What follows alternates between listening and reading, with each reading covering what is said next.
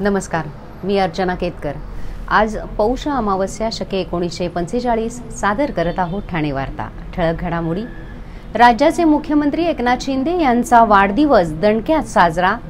शिक्षण व्यवस्थेत आमूलाग्र बदल घडवण्यासाठी सर्वांना उत्तम दर्जाचं शिक्षण देण्यासाठी शासन प्रयत्नशील, मुख्यमंत्री एकनाथ शिंदे। आणि महानगरपालिका क्षेत्रात प्रवाशांच्या सुविधेकरता TMT बसच्या ताफ्यामध्ये डबल डेकर बस। या आणि इतर घडामोडी विस्तृतपणे पण काही क्षणातच आमच्या फेसबुक, यूट्यूब आणि संकेतस्थळाला सबस्क्राइब करायला विसरू नका।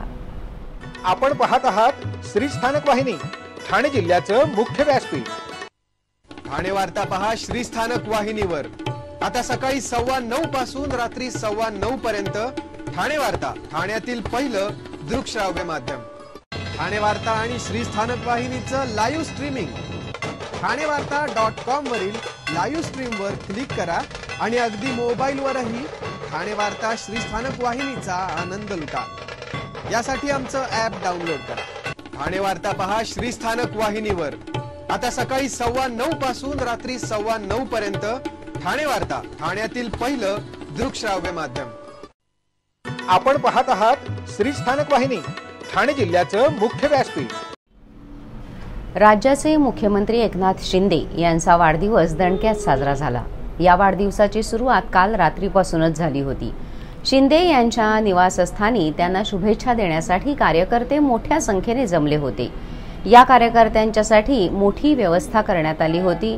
मोठ्या प्रमाणात विद्युत रोषणाई तसेच जागोजागी बॅनर लावण्यात आले होते। त्यांच्या निवासस्थानी पोलिसांचा बंदोबस्तही लावण्यात आला होता। तसंच त्यांच्या चाहत्यांना त्यांना भेटता यावं यासाठी बॅरिगेड्स लावण्यात आले होते। विशेष फुलांची सजावटही करण्यात आली होती।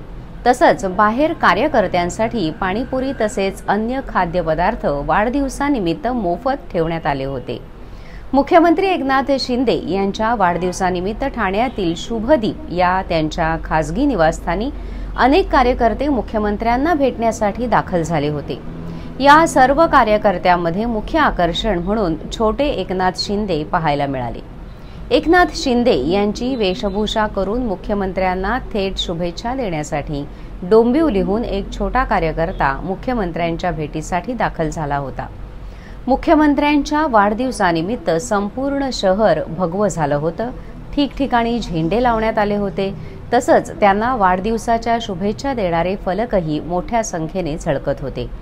मुख्यमंत्री एकनाथ शिंदे यांनी त्यांच्या किसननगर येथील शाखेत केक कापून आपला वाढदिवस साजरा केला। त्यावेळी त्यांचे वडीलही उपस्थित होते। वडिलांचे चरण स्पर्श करून त्यांनी वडिलांच्या प्रति कृतज्ञता व्यक्त केली। आजच्या धकाधकीच्या जीवनात अतिशय महत्त्वाची ठरेल अशी ग्रँड सेंट्रल पार्क ही संकल्पना ठाण्यात प्रथमच साकारली आहे। हे उद्यान आबालवृद्धांना आनंद देणारे ठरेल असं प्रतिपादन मुख्यमंत्री एकनाथ शिंदे यांनी ठाण्यात केलं। मुख्यमंत्र्यांच्या हस्ते ठाणे महानगरपालिकेच्या आणि कल्पतरू समूहाने विकसित केलेल्या ग्रँड सेंट्रल पार्कचं लोकार्पण संपन्न झालं। हे द ग्रँड सेंट्रल पार्क आता नमो द ग्रँड सेंट्रल पार्क या नावाने ओळखलं जाईल असंही त्यांनी जाहीर केलं। आमदार संजय केळकर यांनी सुचवल्याप्रमाणे या उद्यानाला जगभरात ज्यांनी देशाचा नावलौकिक वाढवला आहे असे आपले पंतप्रधान नरेंद्र मोदी यांचं नाव देण्यात येईल। त्यामुळे या उद्यानाची ओळख नमो द ग्रँड सेंट्रल पार्क अशी होईल असं मुख्यमंत्र्यांनी लोकार्पण सोहळ्यात जाहीर केलं। महापालिका क्षेत्रात कोलचेत भागात 20.5 एकर जागेत साकारलेल्या ग्रँड सेंट्रल पार्कच्या लोकार्पण सोहळ्याला शालेय शिक्षण आणि मराठी भाषा मंत्री दीपक केसरकर, महापालिका आयुक्त अभिजित बांगर, जिल्हाधिकारी अशोक शिंगारे आदी मान्यवर उपस्थित होते। लोकार्पण केल्यानंतर मुख्यमंत्री महोदयांनी संपूर्ण उद्यानाची पाहणी केली। त्यातील संकल्पनेवर आधारित विविध देशांची उद्याने, लहान मुलांसाठी असलेली खेळणी जागा यांचीही पाहणी केली। QR कोड स्कॅन करून झाडांविषयी माहितीही जाणून घेतली। राज्यातील हे सगळ्यात मोठे उद्यान आहे। त्याच्या उभारणीत कुठेही गुणवत्तेशी तडजोड केलेली नाही। सुमारे 3500 झाडं या उद्यानात आहेत। आणखी झाडांचं नियोजन करावं, तसेच त्याचे व्यवस्थापनही नेटकेपणाने व्हावे. कल्पतरू डेव्हलपर्सने TDRच्या माध्यमातून हे उभे केले आहे. महापालिकेचा एकही पैसा खर्च न करता हे भव्य दिव्य उद्यान उभे राहिले आहे, असंही मुख्यमंत्री म्हणाले. अर्बन फॉरेस्ट कसे असू शकते याचे हे उत्तम उदाहरण आहे. हे ऑक्सिजन पार्क आहे. कारंजी, तलाव यांचा अनुभव सगळ्यांनाच घेता येईल. त्याच जोडीने मिनिएचर पार्क उभे करण्यात आले आहे. त्यात जगभरातील आश्चर्यांच्या मोठ्या प्रतिकृती इथे पाहता येतील. सगळ्यांनाच परदेशात जाता येत नाही, त्यामुळे त्यांनीही तो आनंद या मिनिएचर पार्कमध्ये घेता येईल, असंही मुख्यमंत्र्यांनी स्पष्ट केलं. ठाण्यात या सेंट्रल पार्क पाठोपाठ एक स्नो पार्कही विकसित करावं, असे निर्देश मुख्यमंत्र्यांनी महापालिका आयुक्त अभिजित बांगर यांना दिले. हे स्नो पार्क ही ठाणेकरांसाठी मेजवानीच ठरेल, असा विश्वास मुख्यमंत्र्यांनी व्यक्त केला. शिक्षण व्यवस्थेत आमूलाग्र बदल घडवण्यासाठी, सर्वांना उत्तम दर्जाचं शिक्षण देण्यासाठी शासन प्रयत्नशील आहे, असं प्रतिपादन मुख्यमंत्री एकनाथ शिंदे यांनी केलं. विद्या प्रसारक संस्था आणि संकल्प सेवा मंडळ यांच्या DLB डिग्री कॉलेजचे उद्घाटन मुख्यमंत्री एकनाथ शिंदे यांच्या हस्ते संपन्न झालं. त्यावेळी ते बोलत होते. यावेळी शिक्षण मंत्री दीपक केसरकर, जिल्हाधिकारी अशोक शिंगारे, विद्या प्रसारक संस्थेचे अध्यक्ष देवराम भोईर आदी मान्यवर उपस्थित होते. आजच्या स्पर्धेच्या युगात प्रत्येकाला चांगले शिक्षण मिळणे ही काळाची गरज आहे. शासन त्या दृष्टीने प्रयत्नशील आहे. ठाण्यात अनेक विकास प्रकल्प सुरू आहेत. येत्या काळात ठाण्याचा सर्वांगीण विकास होणारच. विकासाबरोबरच पर्यावरण रक्षणही होईल, याकडेही कटाक्षाने लक्ष दिले जात आहे. विद्या प्रसारक संस्थेचे अध्यक्ष देवराम भोईर यांनी शिक्षण क्षेत्रातील 1972 साली पाहिलेले KG to PG हे स्वप्न पूर्णत्वास नेण्याचा प्रयत्न निश्चित सफल होईल, असं मुख्यमंत्री म्हणाले.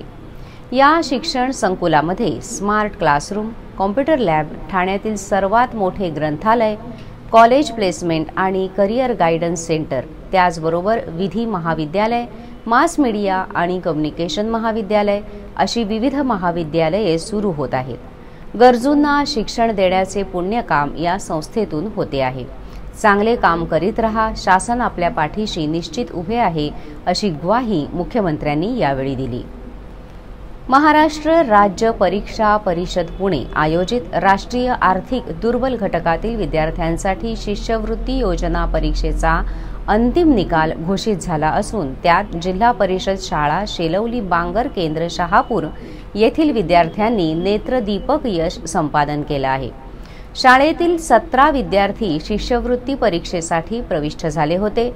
17 पैकी 15 विद्यार्थी उत्तीर्ण झाले असून त्यात 2 आदिवासी कातकरी समाजाच्या विद्यार्थिनींचा देखील समावेश आहे. योगिता व्यापारी, मेघना बांगर, श्रेयस बांगर, मुस्कान शेख, शिवानी बांगर, वेदांत बांगर, पार्थ धानके, जयदीप भोईर, करण बांगर, कुमुद निमसे, गणेश आगिवले, तन्वी मुकणे, तेजस बांगर, प्रथमेश भोईर, ज्योती संजय मुकणे उत्तीर्ण झाले आहेत. ठाणेकर मालमत्ता करदात्यांसाठी करातील व्याज माफी अभय योजना 31 डिसेंबर 2023 पर्यंत मालमत्ता करावरील 100% व्याज माफ. तसेच 1 जानेवारी ते 15 जानेवारी 2024 या कालावधीमध्ये मालमत्ता करावरील 75% व्याज माफ. त्याचप्रमाणे 16 जानेवारी ते 31 जानेवारी 2024 या कालावधीमध्ये मालमत्ता करावरील 50% व्याज माफ. तरी सदर व्याज माफीच्या अभय योजनेचा ठाणेकर करदात्यांनी लाभ घ्यावा. महानगरपालिकेच्या कोणत्याही संकलन केंद्रावर कर भरण्याची सोय आहे. ATM, डेबिट, क्रेडिट कार्डद्वारे कर भरण्याची सुविधा उपलब्ध करून देण्यात आली आहे.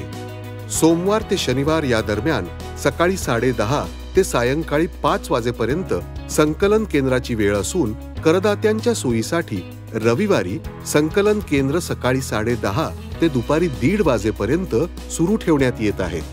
यासोबतच ठाणे महानगरपालिकेच्या propertytax.thanecity.gov.in या संकेतस्थळावर ऑनलाईन पद्धतीने मालमत्ता कर भरण्याची सुविधा उपलब्ध करून देण्यात आली आहे. तसेच गुगल पे, फोन पे, पेटीएम आणि भीम ॲपद्वारे आपला कर सुलभतेने जमा करू शकता.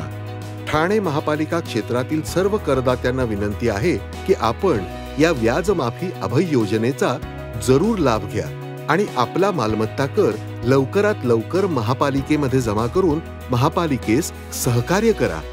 धन्यवाद. महाराष्ट्र राज्य निर्यात पुरस्कार जाहीर करण्यात आले असून राज्यात कोकण विभाग प्रथम क्रमांकावर आणि कोकण विभागात ठाणे जिल्हा प्रथम क्रमांकावर आहे. कोकण विभागातील उद्योगांना मिळालेले एकूण 20 निर्यात पुरस्कार जाहीर झाले आहेत.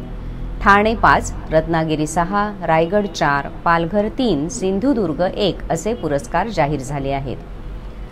बालकलाकार अथर्वने महापालिका आयुक्त आणि परिवहन सभापती विलास जोशी यांना भेटून महानगरपालिका क्षेत्रात प्रवाशांच्या सुविधेकरता TMT बसच्या ताफ्यामध्ये मुंबईतील डबल डेकर बेस्ड बसेस प्रमाणे प्रदूषण विरहित वातानुकूलित electric double decker buses Thane शहरात उपलब्ध करून देण्याबाबत मागणी केली होती. ती या अर्थसंकल्पात पूर्ण झाली आहे. ठाणेकर बालकलाकार अथर्वने आजपर्यंत विविध जाहिराती, मराठी हिंदी चित्रपट आणि नावाजलेल्या मालिकांमध्ये मुख्य बालकलाकार म्हणून काम केले. गेल्या वर्षीच प्रदर्शित झालेल्या धर्मवीर मुक्काम पोस्ट ठाणे या चित्रपटात सुद्धा त्याने मुख्यमंत्री यांचे सुपुत्र खासदार श्रीकांत शिंदे यांच्या बालपणाची भूमिका साकार केली होती आणि आताही धर्मवीर 2 मध्येही श्रीकांत शिंदे यांच्या बालपणाची भूमिका तो पुन्हा साकारतो आहे. TMT प्रशासनाने अर्थसंकल्पात ठाणेकरांना डबल डेकर बस देण्याची घोषणा केली आहे. त्याचबरोबर बस तिकिटात कोणत्याही प्रकारची भाडेवाढ केलेली नाही. ठाणेकरांना चांगल्या दर्जाच्या सुविधा देण्यासाठी धडपडणाऱ्या TMT प्रशासनाकडून अर्थसंकल्पात ठाणेकरांना डबल डेकर बस देण्याची घोषणा करण्यात आली आहे. अर्थसंकल्पात बस तिकिटात कोणत्याही प्रकारची भाडेवाढ न करता परिवहन व्यवस्थापक भालचंद्र बेहेरे यांनी सन 2023-24 चे 427 कोटींचे सुधारित आणि सन 2024-25 या आर्थिक वर्षाचे महसुली आणि भांडवली खर्चासह 694 कोटींचे अंदाजपत्रक सभापती विलास जोशी यांना सादर केले. क्रीडा संकुलाच्या माध्यमातून देशाचे नाव उज्ज्वल करणारे खेळाडू घडावेत असे प्रतिपादन मुख्यमंत्री एकनाथ शिंदे यांनी कोपरी येथील ठाणे तालुका क्रीडा संकुल उद्घाटन सोहळ्याप्रसंगी केले. ठाणे शहरातील तालुका क्रीडा संकुलाचे उद्घाटन कोनशिलेचे अनावरण करून मुख्यमंत्री एकनाथ शिंदे यांच्या हस्ते झाले. त्यावेळी ते बोलत होते. या क्रीडा संकुलाच्या माध्यमातून तालुक्यात, जिल्ह्यात नवनवीन खेळाडूंना आपलं कसब दाखवण्याची संधी मिळेल आणि त्यातून चांगले खेळाडू आपल्या जिल्ह्याचे, राज्याचे आणि देशाचं प्रतिनिधित्व करतील, त्यासाठी शुभेच्छा देत आहेत. ठाणे तालुका क्रीडा संकुल हे त्या क्रीडा क्षेत्रातले पुढचे पाऊल आहे. काळाची गरज ओळखून अत्याधुनिक सुविधांसह खेळाडू घडवण्याचे काम इथे होणार आहे. राज्यात खेळ आणि खेळाडूंना पोषक असं वातावरण आहे असं सांगून ते म्हणाले, प्रजासत्ताक दिनाच्या दिवशी आपण श्री छत्रपती शिवाजी महाराज पारंपरिक क्रीडा महाकुंभ स्पर्धेचा शुभारंभ केला आहे. गेल्या महिन्यात पंतप्रधान नरेंद्र मोदी यांच्या हस्ते नाशिक इथे युवा मेळाव्याचं आयोजन करण्यात आलं होतं. देशभरातील सर्वच राज्यातील युवा आणि खेळाडू त्यात सहभागी झाले होते. विशेष म्हणजे तब्बल 7 वर्षांनंतर राष्ट्रीय स्तरावरचा हा युवा मेळावा आयोजित करण्याची संधी महाराष्ट्राला मिळाली होती आणि ती आपण यशस्वी करून दाखवली. आज मोबाईल, इंटरनेटच्या युगात मुलं मैदानांपासून दुरावली आहेत. याबाबत चिंता व्यक्त करत ते म्हणाले, मुलांना पुन्हा मैदानी खेळाकडे आकर्षित करणं गरजेचं आहे. त्यात पालकांची जबाबदारीही मोठी आहे. त्यांनी मुलांना खेळासाठी प्रोत्साहित करायला पाहिजे. सरकारही आपली जबाबदारी झटकणार नाही. शासनाच्या क्रीडा धोरणानुसार प्रत्येक तालुक्यात तालुका क्रीडा संकुल बांधण्यात येते. ठाणे तालुक्यात तालुका क्रीडा संकुल निर्माण करण्यात आलं आहे. कळवा इथे क्रीडा विभागाला जवळपास 48 एकर जागा दिली आहे. भिवंडी, शहापूर, मुरबाड या तालुक्यामध्ये देखील तालुका क्रीडा संकुल उभारण्यात येणार आहे. ऑलिम्पिक स्पर्धेतले खेळाडू घडवण्यासाठी आपण मिशन लक्षवेध आपण राबवत आहोत. राज्यात क्रीडा क्षेत्राला अधिक बळकटी देण्यासाठी आणि महत्त्वपूर्ण निर्णय घेतले आहेत. त्यामध्ये तालुका, जिल्हा, विभागीय क्रीडा संकुलांच्या निधीत वाढ करण्यात आली आहे. जिल्ह्यातील मुलामुलींनी विकसित करण्यात आलेल्या या सुविधांचा वापर करावा आणि क्रीडा क्षेत्रात आपली चमक दाखवावी, असंही ते शेवटी म्हणाले.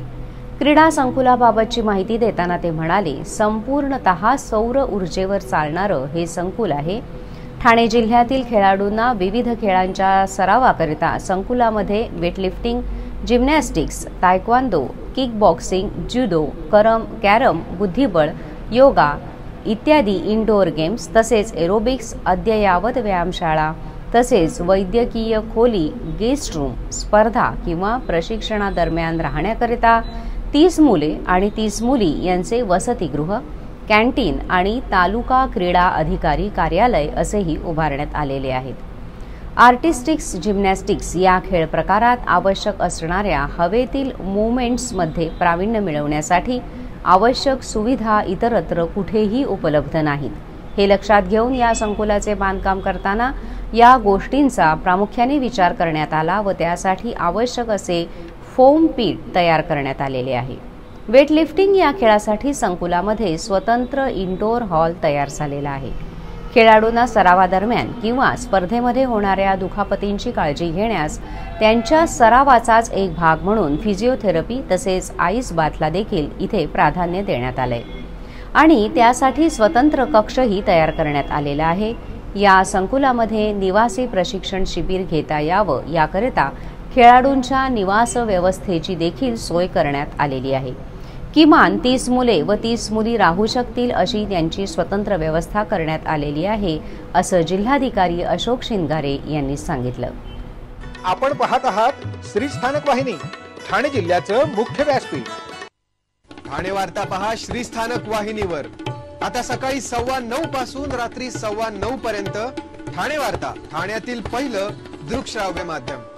ठाणे वार्ता आणि श्री स्थानक वाहिनीचं लाईव्ह स्ट्रीमिंग ठाणेवार्ता.com वरील लाईव्ह स्ट्रीमवर क्लिक करा आणि अगदी मोबाईलवरही ठाणे वार्ता श्री स्थानक वाहिनीचा आनंद लुटा. यासाठी आमचं ॲप डाउनलोड करा. ठाणे वार्ता पहा श्री स्थानक वाहिनीवर. आता सकाळी 9:15 पासून रात्री 9:15 पर्यंत ठाणे वार्ता, ठाण्यातील पहिलं दृकश्राव्य माध्यम. आपण पाहत आहात श्री स्थानक वाहिनी, ठाणे जिल्ह्याचं मुख्य व्यासपीठ. आपण आपले कार्यक्रम अथवा बातम्या आम्हाला ठाणेवार्ता@gmail.com या आमच्या ईमेलवर कळवू शकता. ठळक घडामोडी शेवटी पुन्हा एकदा. राज्याचे मुख्यमंत्री एकनाथ शिंदे यांचा वाढदिवस दणक्यात साजरा. शिक्षण व्यवस्थेत आमूलाग्र बदल घडवण्यासाठी सर्वांना उत्तम दर्जाचं शिक्षण देण्यासाठी शासन प्रयत्नशील, मुख्यमंत्री एकनाथ शिंदे. आणि महानगरपालिका क्षेत्रात प्रवाशांच्या सुविधेकरता TMT बसच्या ताफ्यामध्ये डबल डेकर बस. या होत्या ठाणे वार्ता.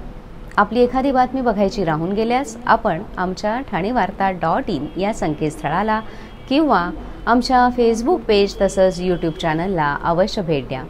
पुन्हा भेटूया पुढील बातमीपत्रात फक्त श्री स्थानक वाहिनीवर. धन्यवाद.